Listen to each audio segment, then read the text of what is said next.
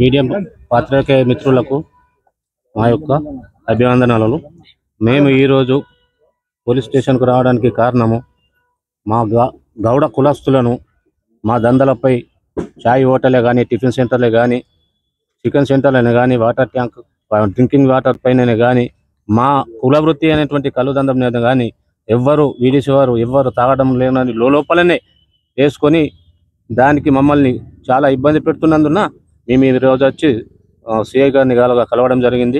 CI గారు కూడా మాకు సానుకూలంగా స్పందించి ఈ 2-3 రోజులలో నేను చర్య తీసుకోవడానికి ప్రయత్నం చేస్తాను, మీరు ఎలాంటి దిగులు పడకండి అని, ఎవరితో గొడవలకు పడకుండా చెప్పడం జరిగింది.